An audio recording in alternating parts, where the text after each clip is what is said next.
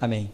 Atos 17, a partir do verso 2 diz: E Paulo, como tinha por costume, foi ter com eles e por 3 sábados disputou com eles sobre as Escrituras, expondo e demonstrando que convinha que o Cristo padecesse e ressuscitasse dos mortos. E este Jesus que vos anuncio, dizia ele, é o Cristo.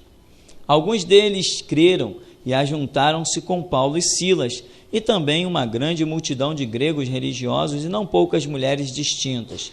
Mas os judeus desobedientes, movidos de inveja, tomaram consigo alguns homens perversos dentre os vadios e, ajuntando o povo, alvoroçaram a cidade e, assaltando a casa de Jason, procuravam tirá-los para junto do povo.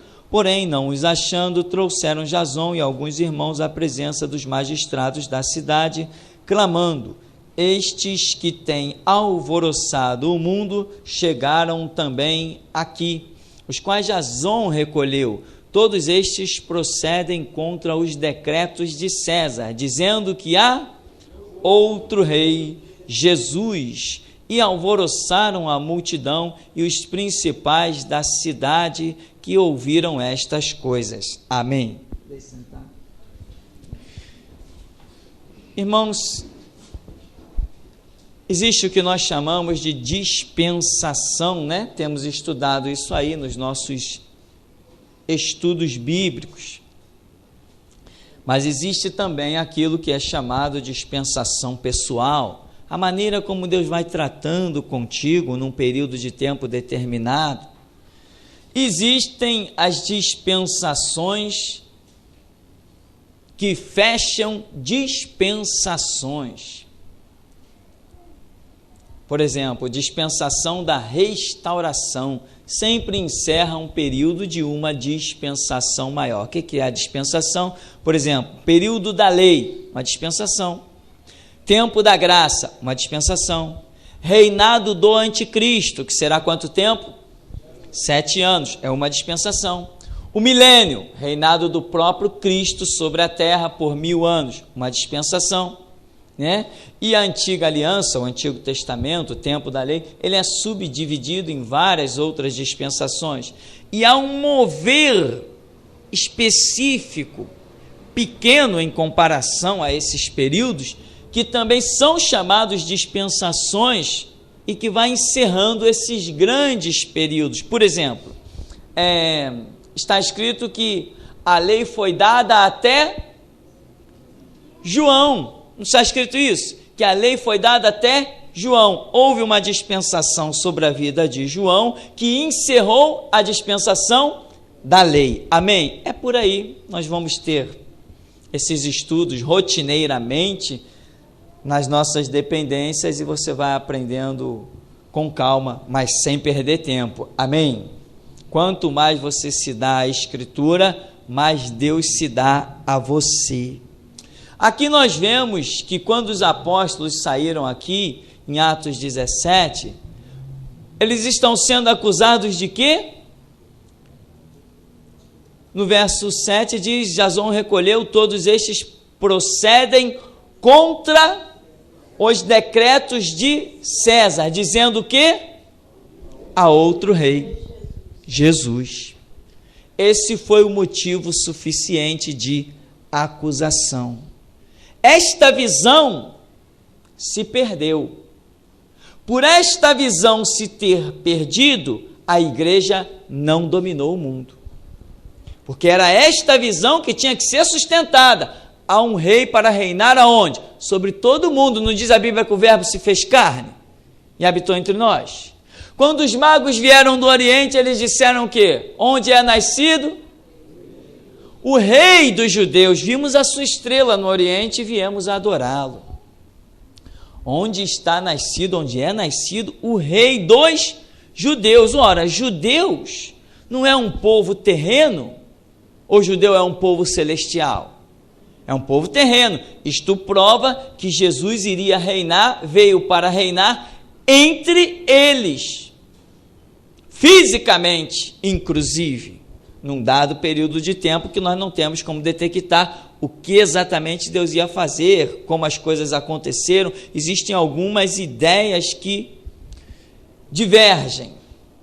Porém, a Escritura diz em João 1,11 que ele veio para os seus, mas os seus não o receberam. Apocalipse diz que Jesus é rei, mas diz que ele é rei dos reis.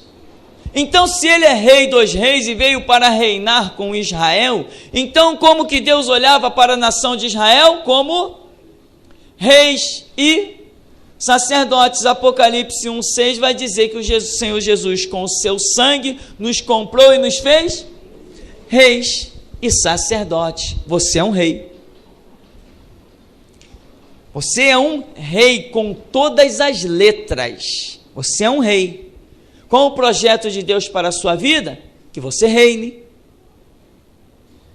Jesus olhou e disse: a seara é grande, então tem espaço para todos nós reinarmos como rei. Ele disse que poucos são os obreiros. Mas será que você entende que você é um rei? Se você não entender que você é um rei, você nunca será um rei, mesmo que as pessoas cheguem diante de você e se prostrem. Mesmo assim, mesmo que os demônios cheguem diante de você e bote a cara no chão, se você mesmo não entender quem você é, não adianta nada. Lembra dos espias? Fomos lá na terra. A terra tem gigante, povo armado, gente maior número que a gente. E sabe o que acontece? Quando eles olhavam para a gente, eles nos viam como gafanhotos. E era assim que nós também nos víamos diante deles.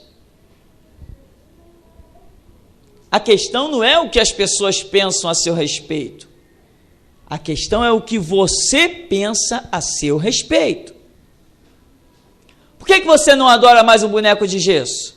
Porque alguém pensou bem a seu respeito quando você disse: eu não sou mais um católico, a partir de hoje eu sou um crente. Pensaram bem a seu respeito? Mas o que mudou a sua vida foi o que as pessoas pensavam ou o que você passou a pensar? Eu assisti uma preleção e o homem falou coisas tão impactantes que eu não sei o que vai ser de mim. Se Deus não fizer alguma coisa com aquelas palavras que ficaram dentro de mim. O homem dizia assim, olha que coisa interessante: eu estava ansioso para vir ao Brasil. Sabe por quê? Sabe o que eu queria conhecer no Brasil? Eu queria conhecer, e todo mundo imaginou muita coisa. Ele falou assim: não, eu queria conhecer o cemitério.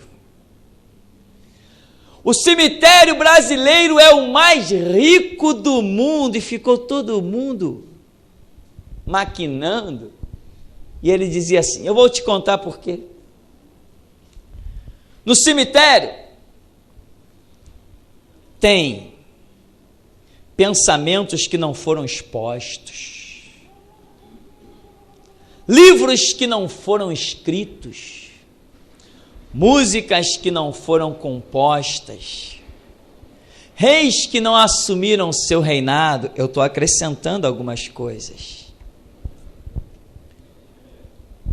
Sabe o que esse homem disse? Pena que ele não teve a valentia que nós, geração Jesus Cristo, temos. Eu vi engolir palavras e falar mais profético do que literal. Pena isso. Mas que Deus realmente trouxe aquele homem, trouxe.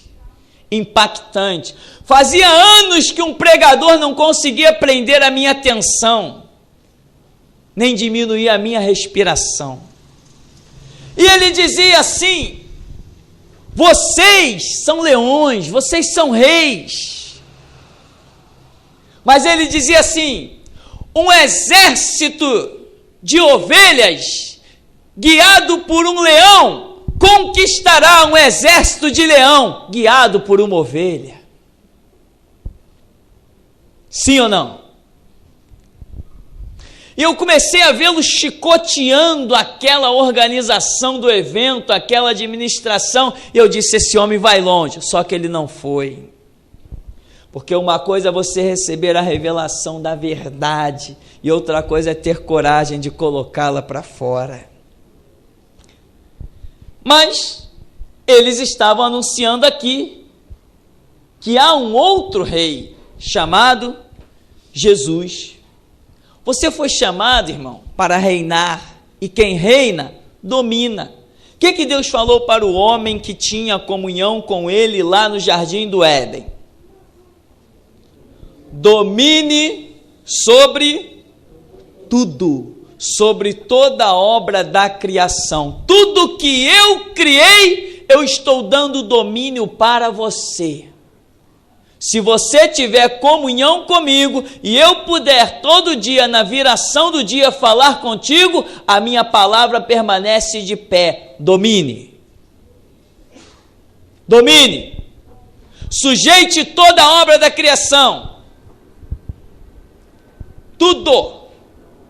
Você sabe que nenhum anjo poderia ousar tocar em você? Ele seria fulminado na hora? Nenhum arcanjo, nenhum querubim, nenhum serafim, nem mesmo eles. Imagine os demônios, aonde eles se encontram. Se você não sujeitá-los debaixo dos teus pés com autoridade, eles não serão sujeitos. A questão está aqui, na cabeça, na mente. Há um novo rei. E quando eles saíram anunciando isso, diz aqui no verso 6, estes que transtornaram o mundo chegaram também até nós. Como que eles transtornaram o mundo? Chegaram nas cidades, aí acabou para a idolatria, tem um novo rei reinando. Acabou para a mentira, tem um novo rei reinando. Acabou para os utensílios feitos, confeccionados por mão de homens. Há um que reina em espírito e em verdade. Acabou para o espiritismo, em se invocar os mortos na minha presença, vai passar vergonha. Há um novo rei. Alvoroçaram a cidade. Transtornaram a cidade. Mas a igreja largou de lado o seu reinado para se curvar às leis dos homens. Deixa eu te repetir outra coisa, meu irmão. De novo, um exército de ovelhas, guiados por um leão, conquista, domina, vence. Um exército de leão, guiado por uma ovelha. Você é ovelha, quando à sua frente está o leão da tribo de Judá. Você vence, você conquista, você pisa, você subjuga, você reina, porque ele te chamou para reinar. É isso que diz Apocalipse, que ele nos comprou com sangue. Não foi um preço barato, foi muito caro. E ele sustenta aqueles que fazem parte do seu reino. Jesus veio para reinar, e se você observar Isaías, capítulo 9, o capítulo da promessa, Isaías, a partir do verso 4, Isaías 9,4 diz assim: porque tu quebraste o jugo que pesava sobre ele, a vara que lhe feria os ombros e o cetro do seu opressor, como no dia dos midianitas. Deus está falando de um povo que o jugo será quebrado. E diz no verso 5, porque toda a armadura daqueles que pelejavam com ruído e as vestes que rolavam no sangue serão queimadas, servirão de pasto ao fogo. Porque um menino nos nasceu, um filho se nos deu, e o principado está sobre os seus ombros, e o seu nome será Maravilhoso, Conselheiro, Deus Forte, Pai da Eternidade, Príncipe da Paz. O que eu quero que você observe? O menino nos nasceu, um filho se nos deu, E o quê? E o principado. Tem versões bíblicas aí que dizem o governo. Porque principado é governo. Está sobre os seus ombros. Quem tem que governar é Jesus Cristo. Ele te chamou para proclamar o governo dele. O governo dele tem uma lei para ser implantada em todos os cantos da terra. Esta lei se chama Evangelho. Ele disse: ide por todo o mundo e pregai o Evangelho, implantai o meu reino. Não é para abrir mão do estatuto dele.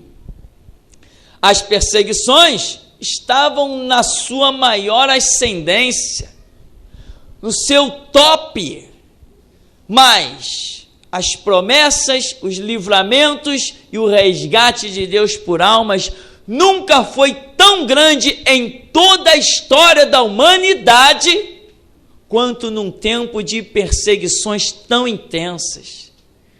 Com a perseguição mais assídua, Pedro pregou e 3.000 convertidos. Numa pregação só, 3.000. Daqui a pouco Pedro pregou de novo e 5.000. Em 2 pregações, 8.000 convertidos. Isso é de fazer inveja a qualquer pregador. Nunca mais nós veremos isso. Sabe por quê? Porque aqui eles eram homens sujeitos à lei de Deus. Hoje a igreja está sujeita à lei dos homens.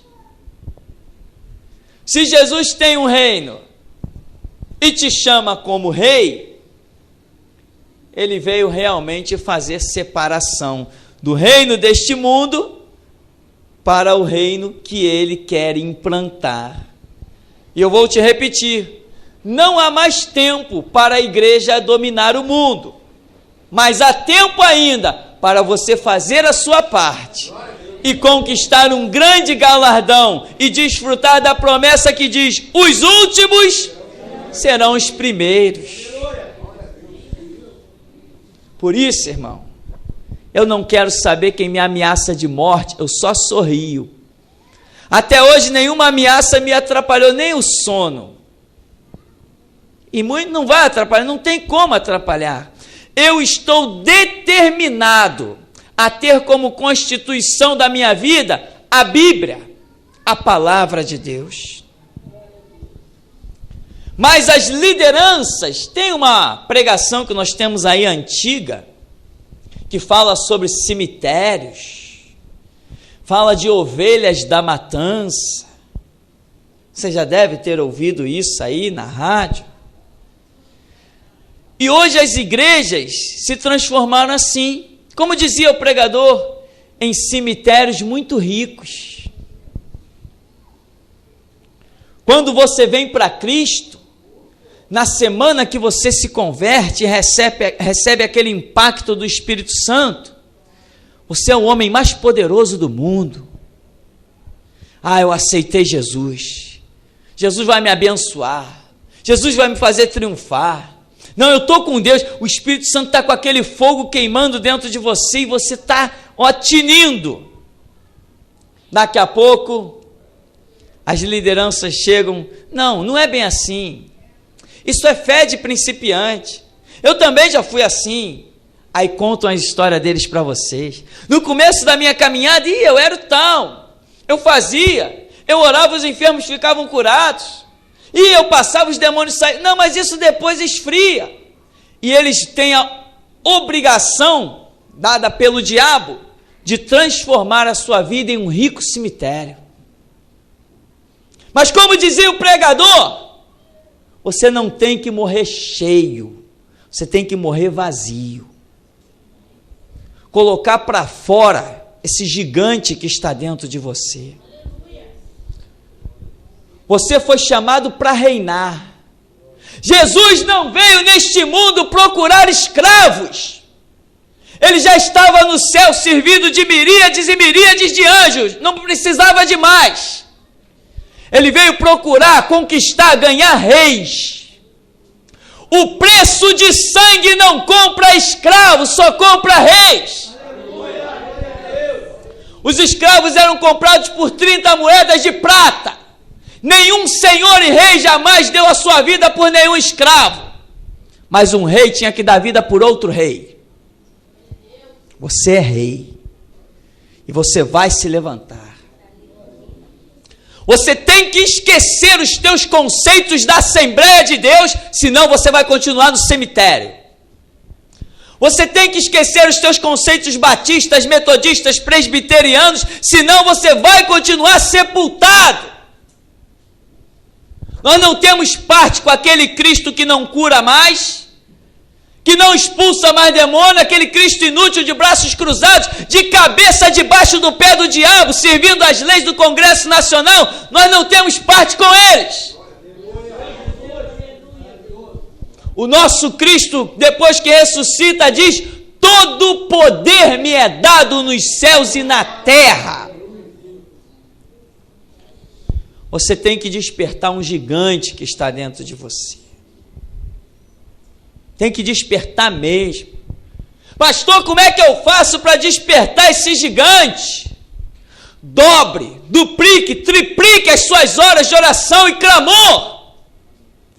Passa a te alimentar da Bíblia mais do que nunca, porque se a sua atitude espiritual não muda, a sua vida espiritual também não muda.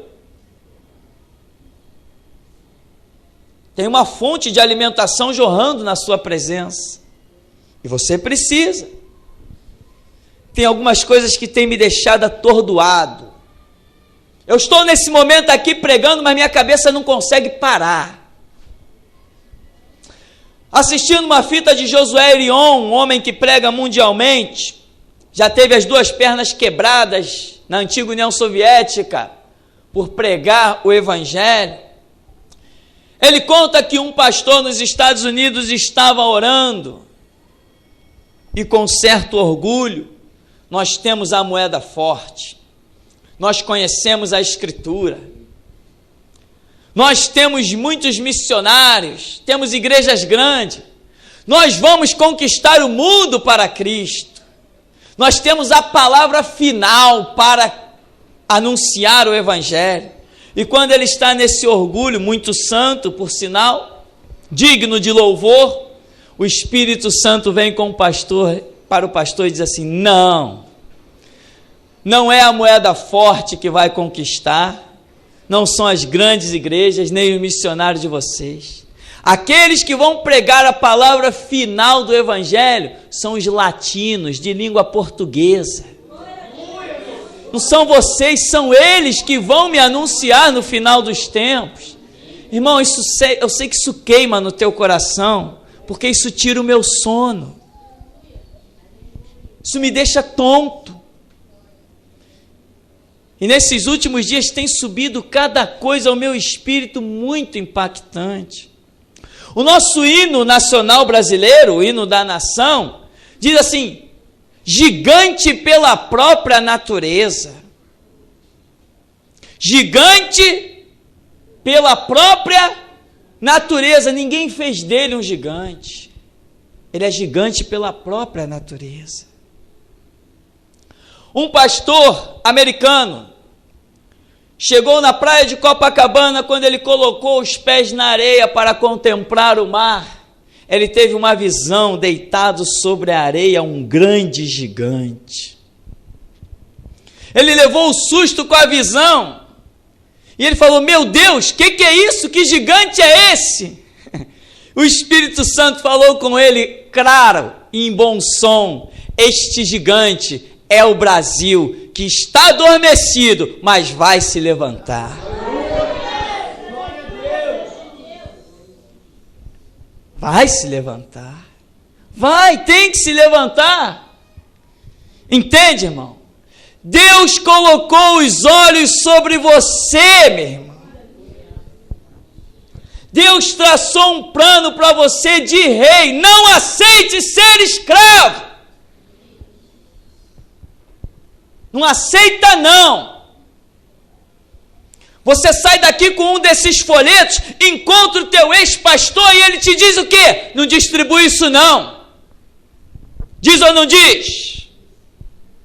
Você sai daqui com um CD das mensagens desse lugar, o que o teu ex-pastor diz? Não distribui isso não, porque ele quer que você receba um mausoléu igual ao dele. Mas você vai ter as experiências de ver a enfermidade saindo, os demônios fugindo de você. Você vai ter experiência de 5, 6 pastores desses por aí, rodear a pessoa endemoniada sem conseguir nada. Você só em passar, o demônio já vai sair. É as experiências que temos vivido. Pessoas de câncer, pessoas problemáticas, pessoas cheias de enfermidades. Vão lá orar por eles dezenas de pastores. Pastores de Pentecostal, Deus é Amor, pastores batistas, assembleanos, metodistas, vão lá orar. Quando nós chegamos para orar, Deus opera, não porque somos melhores, porque cultuamos Ele em verdade. Não tem um fato que nos tem deixado envergonhado, nenhum. Porque a Bíblia é a nossa regra de fé e prática. Lâmpada para os nossos pés, luz para o nosso caminho, é a sua palavra. Quando as pessoas dizem assim, você despreza a lei dos homens, eu apenas digo, em gênero, número e grau, totalmente. Eu desconheço Constituição, eu nunca li, nem nunca lerei uma Constituição, eu leio a Bíblia. Eu leio a Bíblia, isso eu leio. Se alguém me perguntar o parágrafo 5º, o não sei o que da Constituição, não sei de nada, mas me pergunta sobre a Escritura. A Bíblia diz que temos que ser obreiros aprovados, que manejam bem a palavra da verdade, e que não temos do que nos envergonhar. Jesus tem um reino, um menino nos nasceu, um filho se nos deu, e o principado, o governo está sobre os ombros dele, e ele nos nomeou. Ele nos nomeou. Ele disse, olha, eu vou para o Pai, mas não vos deixarei órfãos, vos darei o Espírito Santo, que o mundo não pode receber, mas vós o recebeis e conheceis, porque ele estará em vós, dentro de vós. Como é que alguém que se diz templo do Espírito Santo pode temer alguma coisa ou pode abrir mão do que diz a Bíblia?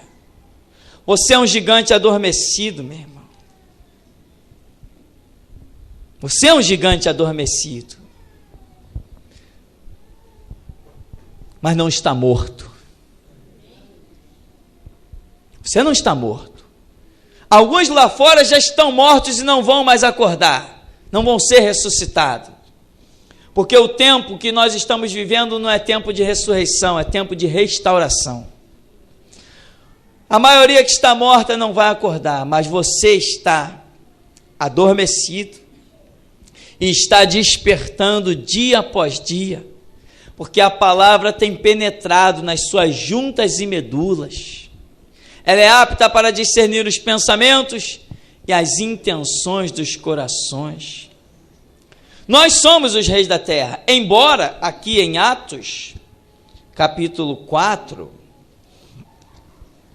nós vemos uma tristeza, de certa forma. Atos 4, 26, diz que levantaram-se os reis da terra e os príncipes se ajuntaram a uma contra o Senhor e contra o seu ungido. Os reis da terra e os príncipes. Quem são esses reis da terra aqui e esses príncipes? Que se levantaram contra o Senhor e contra o seu ungido. São os judeus, o sinédrio judaico, os sacerdotes judaicos.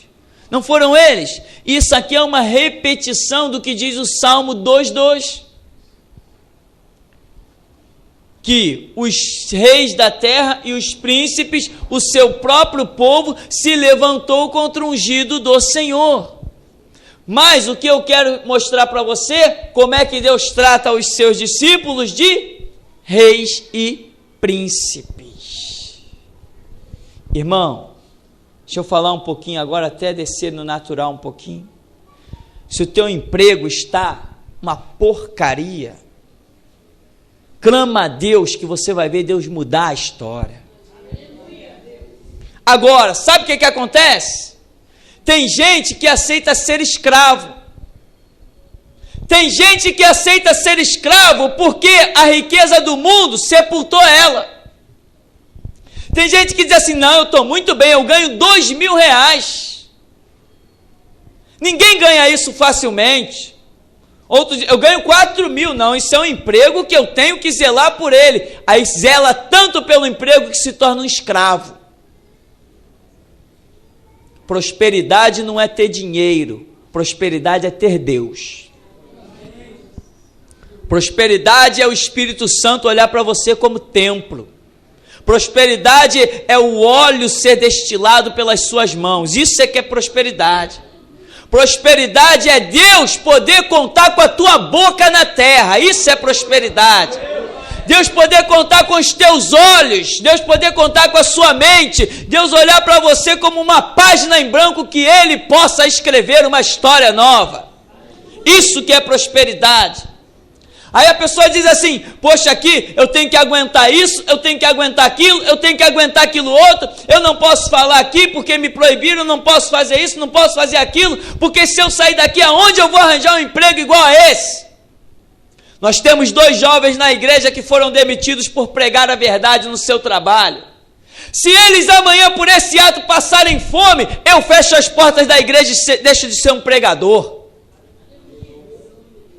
Deus os vai honrar, Deus os vai exaltar, Deus lhes vai dar das suas barras de ouro que não se corrompem. Ele vai dar do que é dele, porque aqueles que abrem mão das coisas da terra recebem do céu. Então, meu irmão, muitos aceitam ser escravizados, aceitam mesmo. Você não deve aceitar. Se você está sendo guiado como um escravo, clama ao Senhor para que Ele te liberte.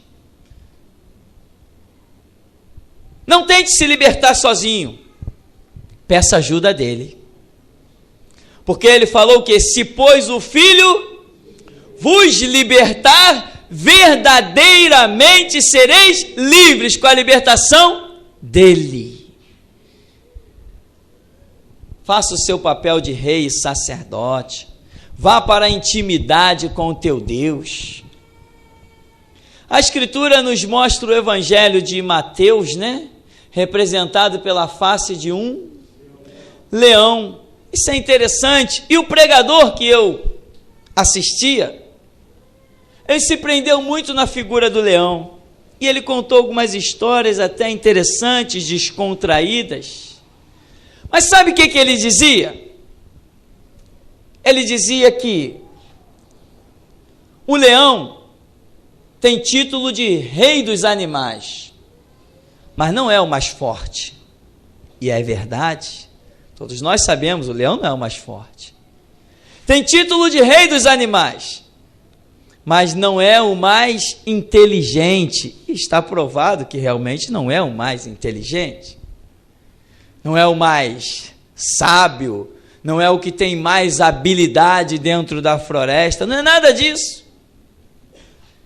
Mas ele dizia assim, o pregador, a questão não é o que você realmente seja, a questão é o que se processa dentro da sua mente, aquilo que você acredita.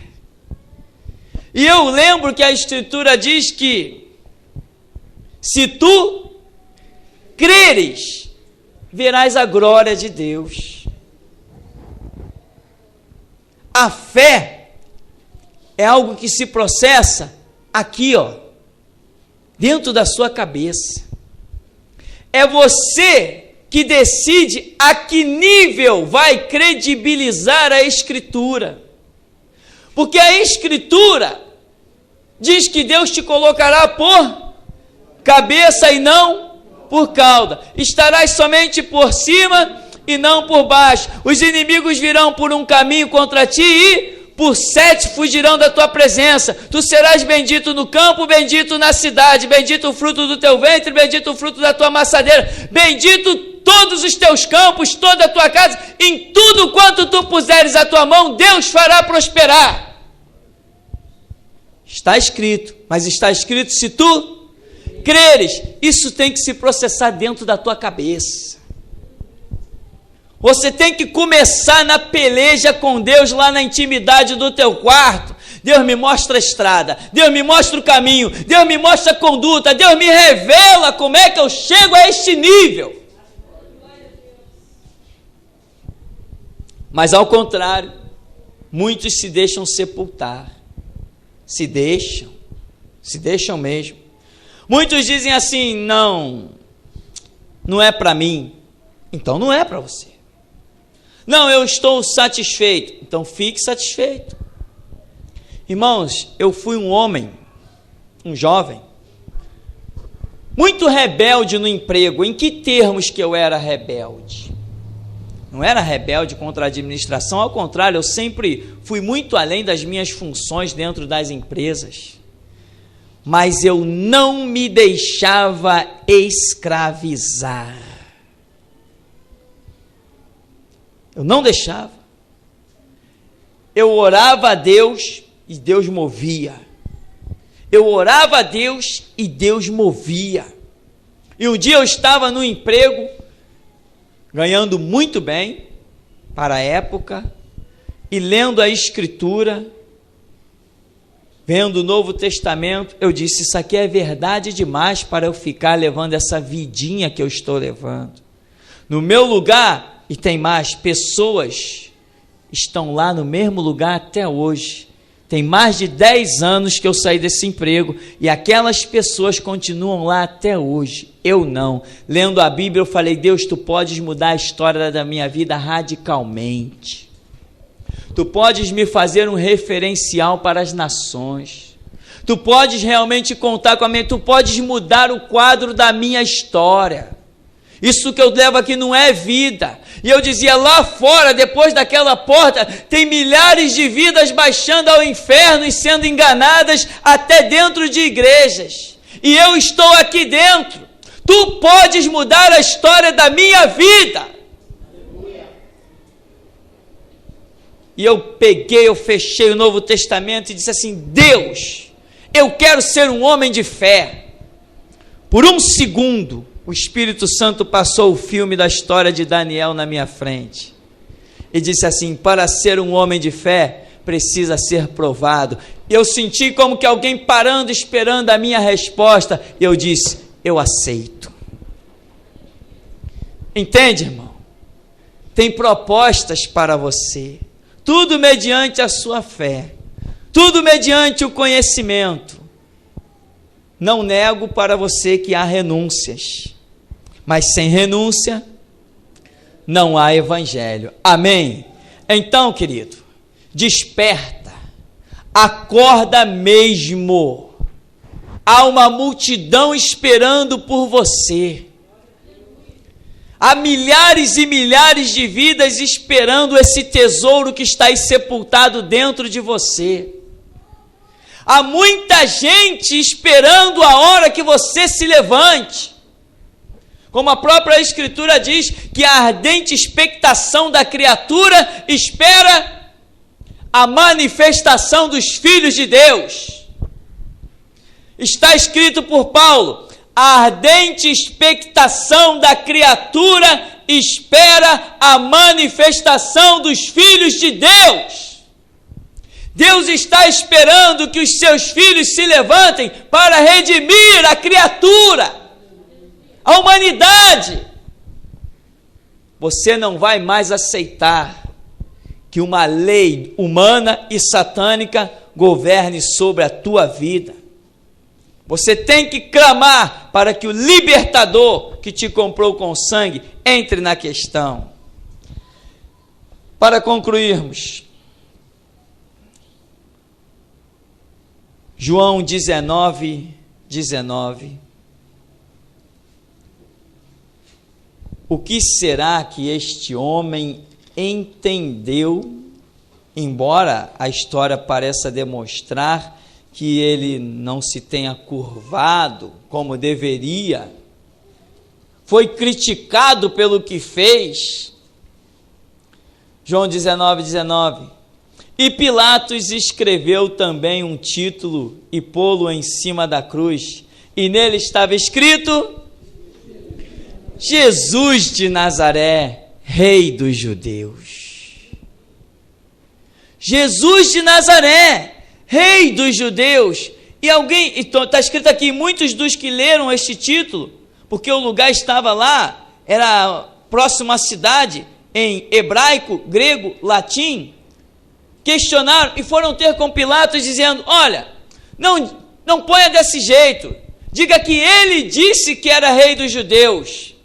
E Pilatos furou e disse: não, o que eu escrevi, vai ficar assim, é isso que ele é, rei dos judeus. Veio para os que eram seus, mas os seus não receberam. Você quer a revelação que Pilatos teve? A história não demonstra que ele seguiu o rei dos judeus, mas ele reconheceu. Senão não ia escrever um líder do estado, um chefe lá da província, colocar esse título, Jesus Nazareno, Rei dos Judeus. Alguns dizem assim: não, ele só fez isso para provocar. É mesmo? Então, querido, Jesus de Nazaré, Rei dos Judeus. A Bíblia diz que ele é Rei dos reis. Não é Rei dos reis ímpios, não. Ele é rei, quer dizer, ele tem um reinado com os seus reis, que Apocalipse 1,6 diz que ele comprou com sangue e fez reis e sacerdotes, aqueles remidos e lavados que credibilizam, como diz toda a Escritura, a sua palavra. Amém. Ficamos por aqui, o Senhor nos abençoe em nome de Jesus.